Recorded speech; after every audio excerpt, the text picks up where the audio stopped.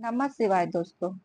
सबसे पहले मैं अपने गुरु को प्रणाम करती हूँ, माता भवानी को प्रणाम करती हूँ, हरिंदर भैया नीलम दीदी को प्रणाम करती हूँ, सभी देवी देवता को प्रणाम करती हूँ, सभी गुरु भाई गुरु बहना के चरणों में बारंबार प्रणाम करती हूँ। मेरा प्रणाम स्वीकार हो। जब हम किसी को भी गुरु बनाते हैं तो गुरु हमें आदेश देते हैं कि कल तुम नहा धोकर साफ वस्त्र पहन कर आओ। फिर गुरु कहते हैं कि अगर तुम्हें गुरु दीक्षा लेना है तो तुम कोई भी प्रिय चीज छोड़ो, कोई भी एक खाने की चीज छोड़ो।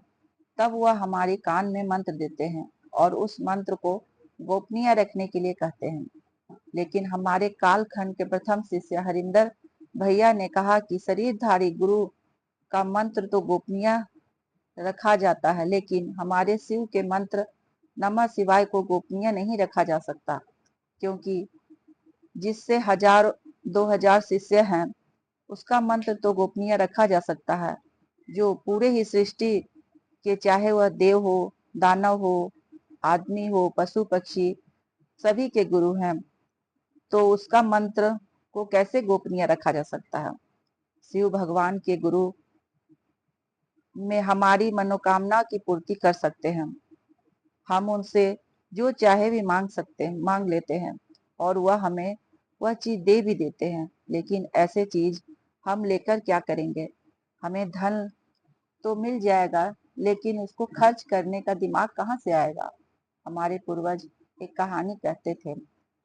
तो दोस्तों, आप मेरी कहानी को ध्यान से सुने और अंत तक सुने। एक बार भगवान और गुरु में बाताबाती हो गई। भगवान कहते थे हम बड़ा और गुरु कहते हम बड़ा। इस तरह दोनों में बहस हो गई।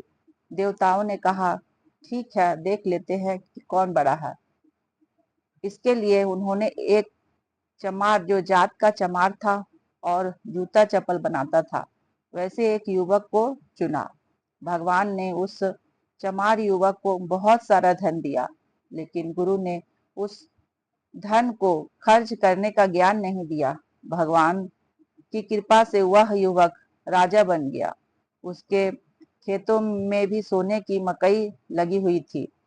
उस रास्ते से पड़ोस देश का राजा गुजर रहा था, तो उसने सोने की मकई देखकर अपने सेनापति से पूछा, यह कौन है जो मुझसे भी ज्यादा अमीर है? पता करो, मैं उसके साथ अपनी राजकुमारी की शादी करवाऊंगा। मंत्री पता कर आए और राजा ने अपने राजकुमारी का विवाह उस राजा से कर दिया। राजकुमार ब्याह कर राजकुमारी ब्याह कर उसके घर आ गई। एक दिन राजकुमारी और उसके पति राजा साहब एक कमरे में अकेले बैठे थे। राजा साहब ठहरे चमार, उनके मुख से निकला, चाम दे चमोटी दे और दे सुतारी। उसे चमड़ा और सूता से विशेष प्रेम था। राजकुमारी हड़बड़ाकर खड़ी हो गई और अपने पति राजा साहब से कहा, क्या कहा आपने? तो राजा ने फिर से कहा, चाम दे चमौटी दे और दे सुतारी। राजकुमारी तुरंत ही अपने पिता को खबर किया कि पिताजी, यह कोई राजा नहीं है, वह तो चमार है। राजा साहब आग बबूले हो उठे और उस और अपने सेनापति के साथ उसके सिर धड़ से अलग काटने के लिए चल दिए। अब देवताओं में हलचल मच गई कि अगर राजकुमारी के पिता वहां पहुंच गए तो चमार का सिर धड़ से अलग कर देगा। तभी सभी देवी देवताओं गुरु जी के पास गए और बोले, गुरु जी, उस चमार को बचा लीजिए, नहीं तो वह मारा जाएगा।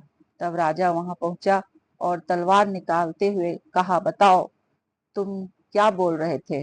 गुरुजी ने उसे ज्ञान दे दिया और उसके मुख से निकला, पान दे पनबट्टा दे और दे सुपारी। तो राजा उसे मारने के लिए आया था। उसकी बात सुनकर कहा, नहीं, ये तो चक्रवर्ती राजा है।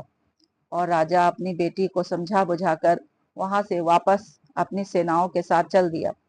तो दोस्तों, इस कहानी से हमें यह सीख मिलती है, यदि गुरु अपना ज्ञान नहीं देते तो वह चमार वहीं मारा जाता। इस प्रकार भगवान तो हमें धन देते हैं, लेकिन उस धन का सदुपयोग करने का ज्ञान हमें गुरु देते हैं, और तभी हमारी जिंदगी में खुशहाली आती है। इस प्रकार आज की चर्चा को मैं यहीं विराम देती हूँ। धन्यवाद।